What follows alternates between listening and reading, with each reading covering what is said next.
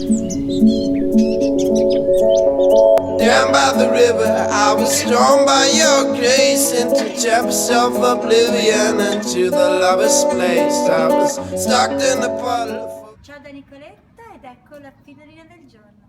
Un rabbino, la leggo in diretta, non la conosco neanche io, sono sicura, visto che stimo Gay, che è una pillola bella, me l'ha passata lui. Un rabbino passava la vita a insegnare che le risposte sono dentro noi stessi. I suoi fedeli però insistevano nel consultarlo su tutto ciò che facevano. Un giorno il rabbino ebbe un'idea.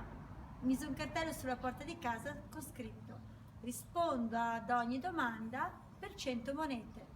Un commerciante si decise a pagare, consegnò il denaro al rabbino commentando: non pensate che sia caro chiedere tanto per una domanda?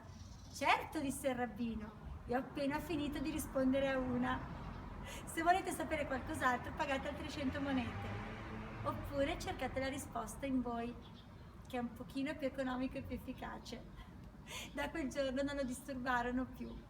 Cosa significa? Che magari quando le persone sono in difficoltà, quando c'è un momento di crisi, quando c'è un momento particolare, si tende a volte a cercare di chiedere a tutti e tutto un parere, cosa pensi, cosa senti.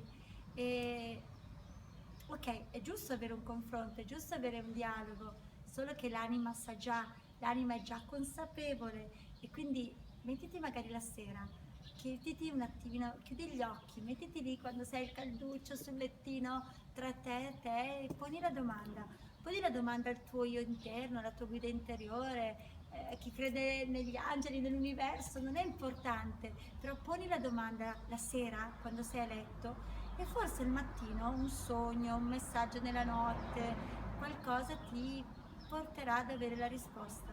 Chiedi ti sarà dato, qualcuno diceva.